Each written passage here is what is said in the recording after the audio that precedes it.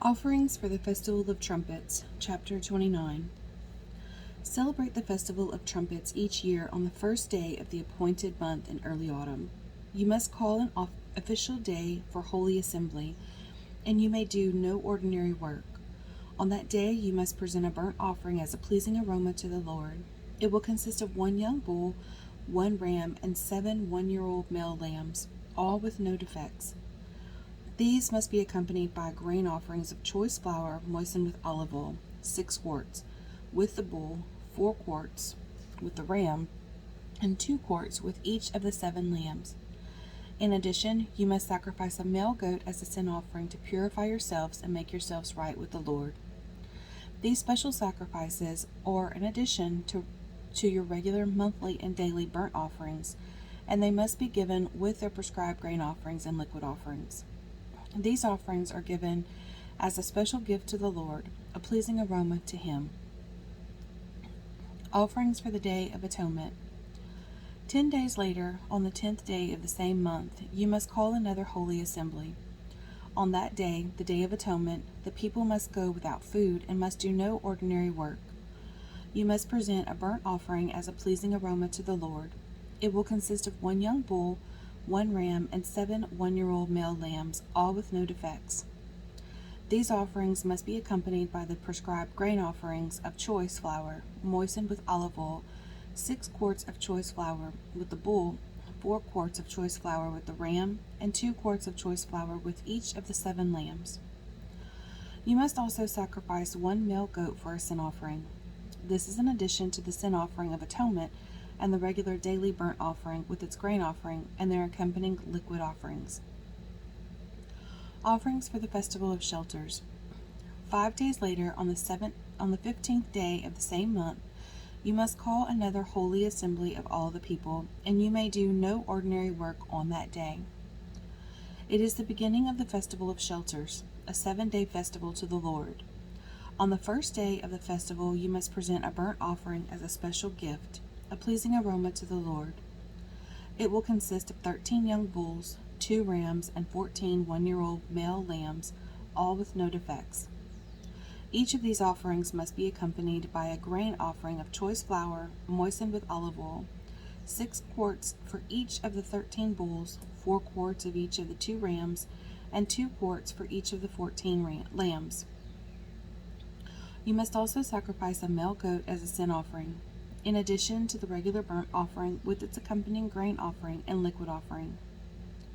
On the 2nd day of the 7-day festival, sacrifice 2 young bulls, 2 rams, and 14 one-year-old male lambs, all with no defects.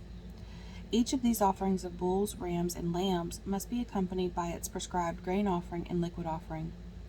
You must also sacrifice a male goat as a sin offering, in addition to the regular burnt offering with its accompanying grain offering and liquid offering. On the 3rd day of the festival, sacrifice 11 young bulls, 2 rams, and 14 one-year-old male lambs, all with no defects. Each of these offerings of bulls, rams, and lambs must be accompanied by its prescribed grain offering and liquid offering. You must also sacrifice a male goat as a sin offering, in addition to the regular burnt offering with its accompanying grain offering and liquid offering. On the 4th day of the festival, sacrifice 10 young bulls, 2 rams, and 14 one-year-old male lambs, all with no defects. Each of these offerings of bulls, rams, and lambs must be accompanied by its prescribed grain offering and liquid offering. You must also sacrifice a male goat as a sin offering, in addition to the regular burnt offering with its accompanying grain offering and liquid offering. On the 5th day of the festival, sacrifice 9 young bulls, 2 rams, and 14 one-year-old male lambs, all with no defects. Each of these offerings of bulls, rams, and lambs must be accompanied by its prescribed grain offering and liquid offering. You must also sacrifice a male goat as a sin offering, in addition to the regular burnt offering with its accompanying grain offering and liquid offering. On the 6th day of the festival, sacrifice 8 young bulls, 2 rams, and 14 one-year-old male lambs, all with no defects. Each of these offerings of bulls, rams, and lambs must be accompanied by its prescribed grain offering and liquid offering. You must also sacrifice a male goat as a sin offering, in addition to the regular burnt offering with its accompanying grain offering and liquid offering. On the 7th day of the festival, sacrifice 7 young bulls, 2 rams, and 14 one-year-old male lambs, all with no defects. Each of these offerings of bulls, rams, and lambs must be accompanied by its prescribed grain offering and liquid offering. You must also sacrifice 1 male goat as a sin offering, in addition to the regular burnt offering, with its accompanying grain offering and liquid offering.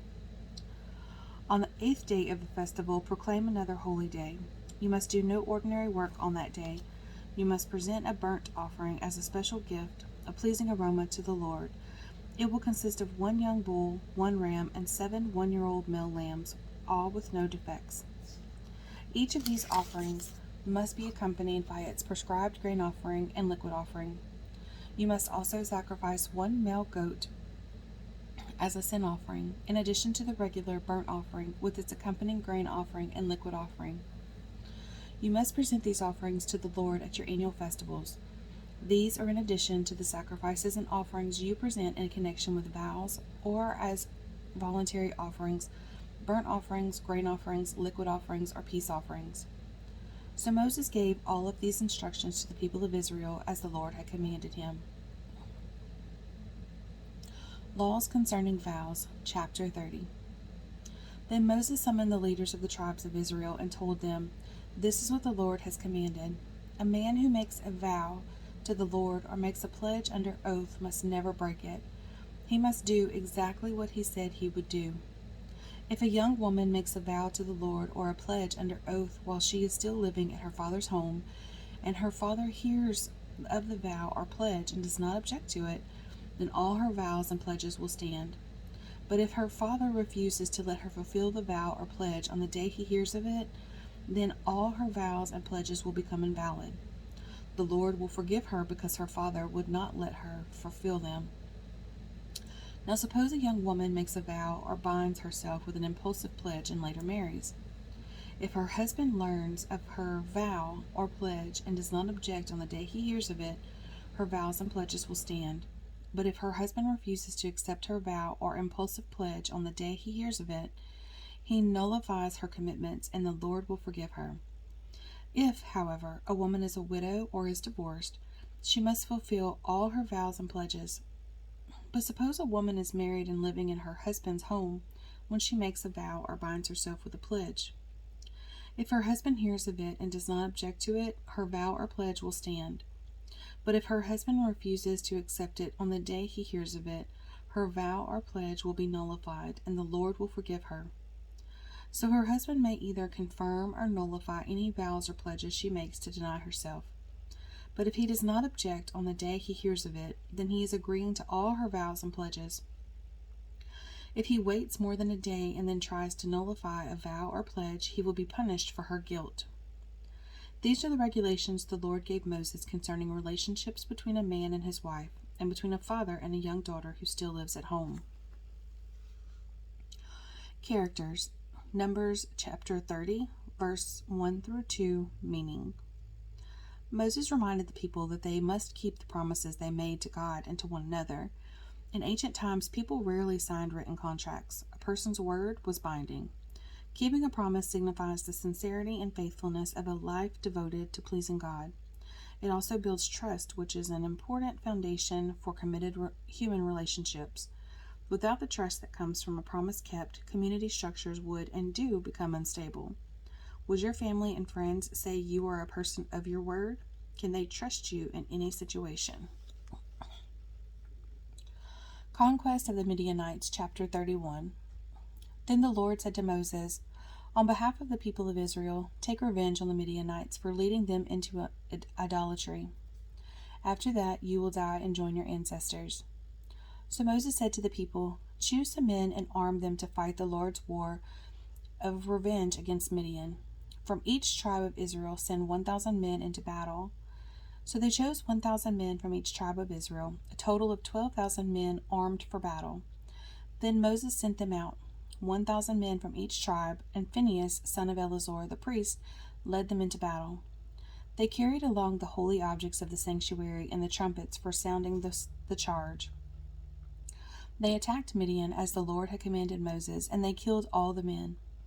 All 5 of the Midianite kings, Evi, Rechem, Zur, Hur, and Reba died in the battle. They also killed Balaam, son of Beor, with the sword. Then the Israelite army captured the Midianite women and children and seized their cattle and flocks and all their wealth as plunder. They burned all the towns and villages where the Midianites had lived. After they had gathered the plunder and captives, both people and animals, they brought them all to Moses and Eleazar the priest, and to the whole community of Israel, which was camped on the plains of Moab beside the Jordan River, across from Jericho. Moses, Eleazar the priest, and all the leaders of the community went to meet them outside the camp. But Moses was furious with all the generals and captains who had returned from the battle. "Why have you let all the women live?" he demanded. "These are the very ones who followed Balaam's advice and caused the people of Israel to rebel against the Lord of Mount Peor. They are the ones who caused the plague to strike the Lord's people. So kill all the boys and all the women who have had intercourse with a man. Only the young girls who are virgins may live. You may keep them for yourselves, and all of you who have killed anyone or touched a dead body must stay outside the camp for 7 days. You must purify yourselves and your captives on the 3rd day and 7th days. Purify all your clothing too, and everything made of leather, goat hair, or wood." Then Eleazar the priest said to the men who were in the battle, "The Lord has given Moses this legal requirement. Anything made of gold, silver, bronze, iron, tin, or lead, that is, all metals that do not burn, must be passed through fire in order to be made ceremonially pure.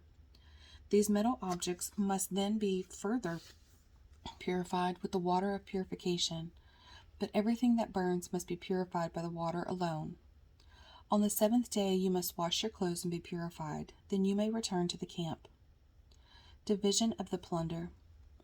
And the Lord said to Moses, "You and Eleazar the priest and the family leaders of each tribe are to make a list of all the plunder taken in the battle, including the people and animals. Then divide the plunder into 2 parts, and give half to the men who fought the battle and half to the rest of the people. From the army's portion, first give the Lord his share of the plunder, 1 of every 500 of the prisoners and of the cattle, donkeys, sheep, and goats. Give the share of the army's half to Eleazar the priest as an offering to the Lord. From the half that belongs to the people of Israel, take 1 of every 50 of the prisoners and of the cattle, donkeys, sheep, goats, and other animals. Give the share to the Levites, who were in charge of maintaining the Lord's tabernacle." So Moses and Eleazar the priest did as the Lord commanded Moses. The plunder remaining from everything the fighting men had taken totaled 675,000 sheep and goats, 72,000 cattle, 61,000 donkeys, and 32,000 virgin girls. Half of the plunder was given to the fighting men. It totaled 337,500 sheep and goats, of which 675 were the Lord's share, 36,000 cattle, of which 72 were the Lord's share, 30,500 donkeys, of which 61 were the Lord's share, and 16,000 virgin girls, of whom 32 were the Lord's share. Moses gave all the Lord's share to Eleazar the priest, just as the Lord had directed him. Half of the plunder belonged to the people of Israel, and Moses separated it from the half belonging to the fighting men. It totaled 337,500 sheep and goats, 36,000 cattle, and 30,500 donkeys, and 16,000 virgin girls. From the half share given to the people, Moses took 1 of every 50 prisoners and animals and gave them to the Levites, who maintained the Lord's tabernacle. All this was done as the Lord had commanded Moses. Then all the generals and captains came to Moses and said, "We, your servants, have counted for all the men and who went out to battle under our command. Not one of us is missing. So we are presenting the items of gold we captured as an offering to the Lord from our share of the plunder: armbands, bracelets, rings, earrings, and necklaces. This will purify our lives before the Lord and make us right with him." So Moses and Eleazar the priest received the gold from all the military commanders, all kinds of jewelry and crafted objects. In all, the gold that the generals and captains presented as a gift to the Lord weighed about 420 pounds. All the fighting men had taken some of the plunder for themselves. So Moses and Eleazar the priest accepted the gifts from the generals and captains and brought the gold to the tabernacle as a reminder to the Lord that the people of Israel belonged to him. The tribes east of the Jordan, chapter 32. The tribes of Reuben and Gad owned vast numbers of livestock. So when they saw that the lands of Jazer and Gilead were ideally suited for their flocks and herds, they came to Moses, Eleazar the priest, and the other leaders of the community. They said, "Notice the towns of Atorath, Dibon, Jazer, Nimrah, Heshbon, Elilah, Simba, Nebo, and Beon." The Lord had conquered this whole area for the community of Israel, and it is ideally suited for all of our livestock. If we have found favor with you, please let us have this land as our property instead of giving us land across the Jordan River. Do you intend to stay here while your brothers go across and do all the fighting? Moses asked the men of Gad and Reuben. Why do you want to discourage the rest of the people of Israel from going across the land the Lord has given them? Your ancestors did the same thing when I sent them from Kadesh Barnea to explore the land. After they went up to the valley of Escol and explored the land, they discouraged the people of Israel from entering the land the Lord was giving them. Then the Lord was very angry with them, and he vowed, "Of all those I rescued from Egypt, no one who is 20 years old or older will ever see the land I swore to give Abraham, Isaac, and Jacob, for they have not obeyed me wholeheartedly." The only exceptions are Caleb, son of Jephunneh, the Kenizzite, and Joshua, son of Nun, for they have wholeheartedly followed the Lord. The Lord was angry with Israel and made them wander in the wilderness for 40 years until the entire generation that sinned in the Lord's sight had died. But here you are, a brood of sinners, doing exactly the same thing. You are making the Lord even angrier with Israel. If you turn away from him like this and he abandons them again in the wilderness, you will be responsible for destroying this entire nation. But they approached Moses and said, "We simply want to build pens for our livestock and fortified towns for our wives and children. Then we will arm ourselves and lead our fellow Israelites into battle until we have brought them safely to their land. Meanwhile, our families will stay in the fortified towns we build here, so they will be safe from any attacks by the local people. We will not return to our homes until all the people of Israel have received their portions of land. But we do not claim any of the land on the other side of the Jordan. We would rather live here on the east side and accept it as our grant of land." Then Moses said, "If you keep your word and arm yourselves for the Lord's battles, and if your troops cross the Jordan and keep fighting until the Lord has driven out his enemies, then you may return when the Lord has conquered the land. You will have fulfilled your duty to the Lord and to the rest of the people of Israel, and the land on the east side of the Jordan will be your property from the Lord. But if you fail to keep your word, then you will have sinned against the Lord, and you may be sure that your sin will find you out. Go ahead and build your towns for your families and pens for your flocks, but do everything you have promised." Then the men of Gad and Reuben replied, "We, your servants, will follow your instructions exactly. Our children, wives, flocks, and cattle will stay here in the towns of Gilead, but all who are able to bear arms will cross over to fight for the Lord, just as you have said." So Moses gave orders to Eleazar the priest, Joshua, son of Nun, and the leaders of the clans of Israel.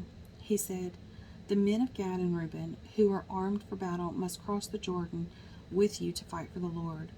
If they do, give them the land of Gilead as their property when the land is conquered.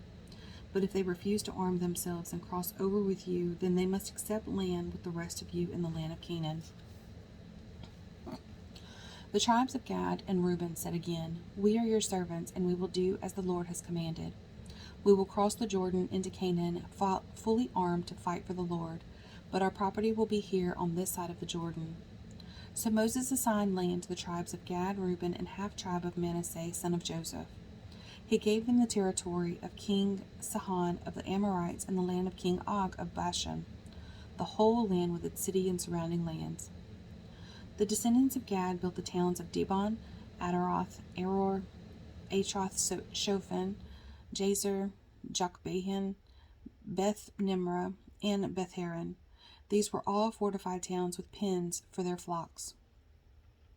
The descendants of Reuben built the towns of Heshbon, Elilah, Kiriathaim, Nebo, Baalmeon, and Simba. They changed the names of some of the towns they conquered and rebuilt. Then the descendants of Machir of the tribe of Manasseh went to Gilead and conquered it, and they drove out the Amorites living there. So Moses gave Gilead to the Machirites, descendants of Manasseh, and they settled there. The people of Jair, another clan of the tribe of Manasseh, captured many of the towns in Gilead and changed the name of that region to the towns of Jair. Meanwhile, a man named Nobah captured the town of Kenath and its surrounded villages, and he renamed that area Nobah after himself. Remembering Israel's Journey, Chapter 33.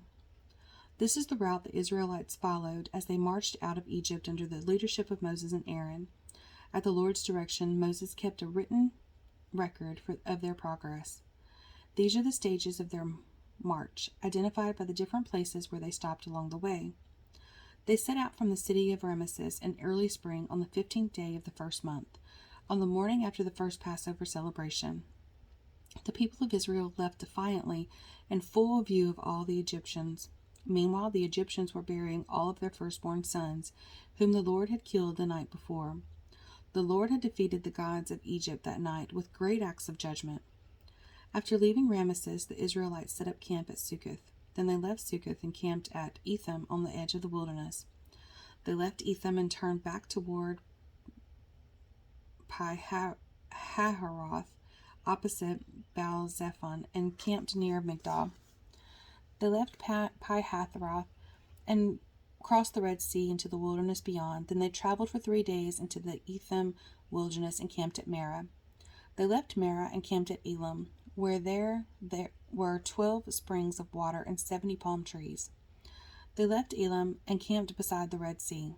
They left the Red Sea and camped in the wilderness of Sin. They left the wilderness of Sin and camped at Dophkah. They left Dophkah and camped at Alush. They left Alush and camped at Rephidim, where there was no water for the people to drink. They left Rephidim and camped at the wilderness of Sinai.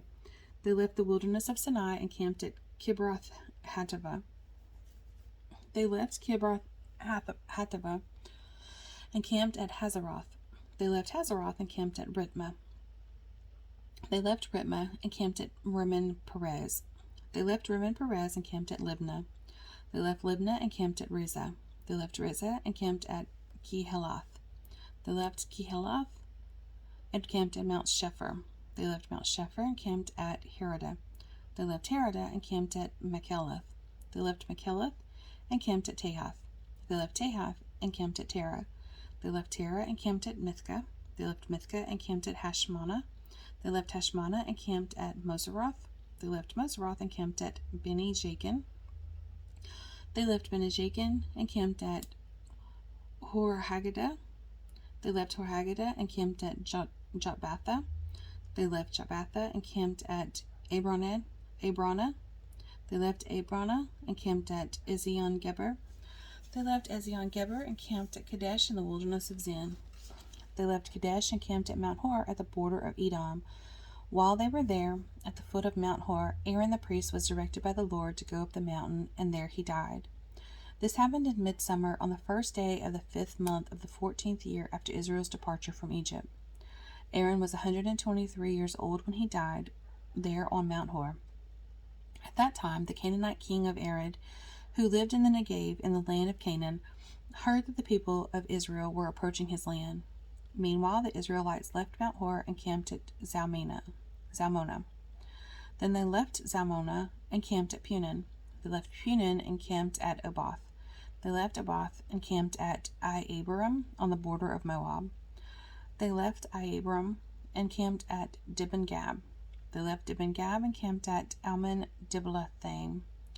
They left Almon-Diblathaim and camped in the mountains east of the river near Mount Nebo. They left the mountains east of the river and camped on the plains of Moab beside the Jordan River across from Jericho. Along the Jordan River they camped from Beth Jeshimoth as far as the meadows of Acacia on the plains of Moab. While they were camped near the Jordan River on the plains of Moab opposite Jericho, the Lord said to Moses, "Give the following instructions to the people of Israel. When you cross the Jordan River into the land of Canaan, you must drive out all the people living there. You must destroy all their carved and molten images and demolish all their pagan shrines. Take possession of the land and settle in it, because I have given it to you to occupy. You must distribute the land among the clans by sacred lot and in proportion to their size. A larger portion of land will be allotted to each of the larger clans, and a smaller portion will be allotted to each of the smaller clans. The decision of the sacred lot is final. In this way, the portions of land will be divided among your ancestral tribes. But if you fail to drive out the people who live in the land, those who remain will be like splinters in your eyes and thorns on your sides. They will harass you in the land where you live, and I will do to you what I had planned to do to them. Boundaries of the land, chapter 34. Then the Lord said to Moses, "Give these instructions to the Israelites when you come into the land of Canaan, which I am giving you as your special possession. These will be the boundaries. The southern portion of your country will extend from the wilderness of Zin along the edge of Edom. The southern boundary will begin on the east of the Dead Sea. It will then run south past Scorpion Pass in the direction of Zin. Its southernmost point will be Kadesh Barnea, from which it will go to Hazar Ador and on to Asman. From Asman, the boundary will turn toward the brook of Egypt and end in the Mediterranean Sea.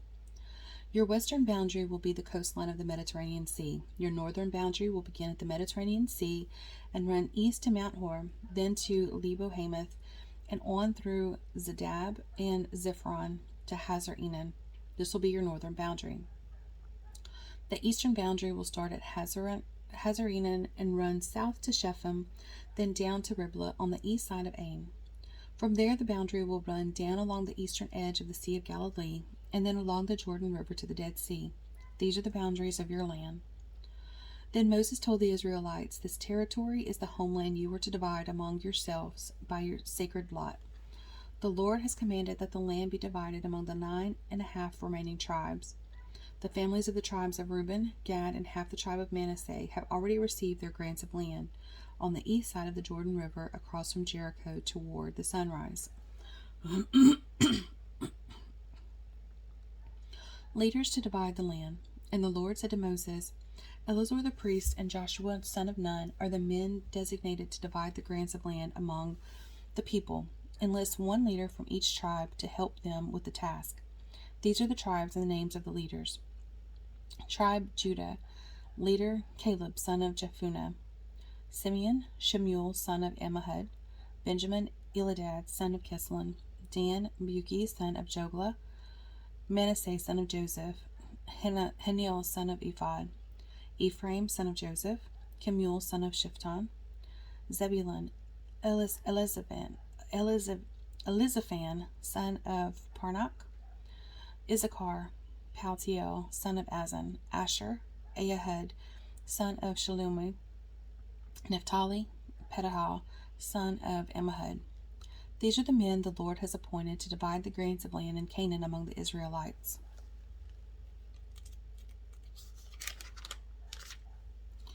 Towns for the Levites, chapter 35. While Israel was camped beside the Jordan on the plains of Moab across from Jericho, the Lord said to Moses, "Command the people of Israel to give the Levites from their property certain towns to live in, along with the surrounding pasture lands. These towns will be for the Levites to live in, and the surrounding lands will provide pasture for their cattle, flocks, and other livestock. The pasture land assigned to the Levites around these towns will extend 1,500 feet from the town walls in every direction. Measure off 3,000 feet outside the town walls in every direction, east, south, west, north, with the town at the center. This area will serve as the larger pasture land of the towns. 6 of the towns you give the Levites will be cities of a refuge, where a person who has accidentally killed someone can flee for safety. In addition, give them 42 other towns. In all, 48 towns with the surrounding pasture land will be given to the Levites. These towns will come from the property of the people of Israel. The larger tribes will give more towns to the Levites, while the smaller tribes will give fewer. Each tribe will give property in proportion to the size of its land." Cities of refuge. The Lord said to Moses, "Give the following instructions to the people of Israel. When you cross the Jordan into the land of Canaan, designate cities of refuge to which people can flee if they have killed someone accidentally. These cities will be places of protection from a dead person's relatives who want to avenge the death. The slayer must not be put to death before being tried by the community. Designate 6 cities of refuge for yourselves, 3 on the east side of the Jordan River and 3 on the west in the land of Canaan. These cities are for the protection of Israelites, foreigners living among you, and traveling merchants. Anyone who accidentally kills someone may flee for their safety. But if someone strikes and kills another person with a piece of iron, it is murder, and the murderer must be executed. Or if someone with a stone in his hand strikes and kills another person, it is murder, and the murderer must be put to death. Or if someone strikes and kills another person with a wooden object, it is murder, and the murderer must be put to death. The victim's nearest relative is responsible for putting the murderer to death. When they meet, the avenger must put the murderer to death. So if someone hates another person and waits in ambush, then pushes him or throws something at him and he dies, it is murder. Or if someone hates another person and hits him with a fist and he dies, it is murder. In such cases, the avenger must put the murderer to death when they meet. But suppose someone pushes another person without having shown previous hostility, or throws something that unintentionally hits another person, or accidentally drops a huge stone on someone, though they were not enemies, and the person dies. If this should happen, the community must follow these regulations in making a judgment between the slayer and the avenger. The victim's nearest relative, the community must protect the slayer from the avenger and must escort the slayer back to live in the city of refuge to which he fled. There he must remain until the death of the high priest, who was anointed with the sacred oil. But if the slayer ever leaves the limits of the city of refuge and the avenger finds him outside the city and kills him, it will not be considered murder. The slayer should have stayed inside the city of refuge until the death of the high priest. But after the death of the high priest, the slayer may return to his own property. These are legal requirements for you to observe from generation to generation, wherever you may live. All murderers must be put to death, but only if evidence is presented by more than one witness. No one may be put to death on the testimony of only one witness. Also, you must never accept a ransom payment for the life of someone judged guilty of murder and subject to execution. Murderers must always be put to death, and never accept a ransom payment from someone who has fled to a city of refuge, allowing a slayer to return to his property before the death of the high priest. This will ensure that the land where you live will not be polluted, for murder pollutes the land. And no sacrifice except the execution for the murderer can purify the land from murder. You must not defile the land where you live, for I live there myself. I am the Lord who lives among the people of Israel. Justice. Numbers chapter 35, verses 9 through 25 meaning. The cities of refuge represented God's concern and provision for justice in a culture that did not always protect the innocent. God's strict laws about murder and its consequences demonstrated his justice. Murder was never taken lightly, but proof of guilt was required. In the meantime, suspects might need to stay in a city of refuge to protect themselves from the retaliation of the deceased family or tribe. This demonstrates the balance between God's justice and God's mercy. While we are not to grow tolerant of sin and we are to seek justice, we can only be sure that justice is served when the truth about a matter is sought out. Women who inherit property, chapter 26.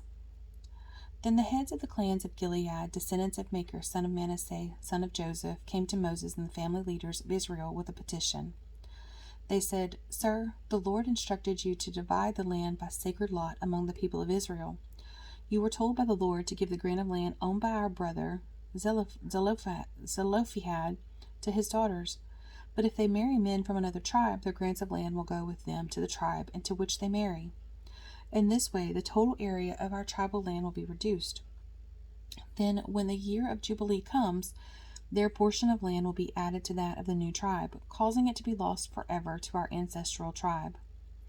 So Moses gave the Israelites this command from the Lord. The claim of the men of the tribe of Joseph is legitimate. This is what the Lord commands concerning the daughters of Zelophehad. Let them marry anyone they like, as long as it is within their own ancestral tribe. None of the territorial land may pass from tribe to tribe, for all the land given to each tribe must remain within the tribe to which it was first allotted. The daughters throughout the tribes of Israel who are in line to inherit property must marry within their tribe, so that all the Israelites will keep their ancestral property. No grant of land may pass from one tribe to another. Each tribe of Israel must keep its allotted portion of land. The daughters of Zelophehad did as the Lord commanded Moses. Mahlah, Tirzah, Hoglah, Milcah, and Noah all married cousins on their father's side. They married into the clans of Manasseh, son of Joseph. Thus their inheritance of land remained within their ancestral tribe. These are the commands and regulations that the Lord gave to the people of Israel through Moses while they were camped on the plains of Moab, beside the Jordan River across from Jericho.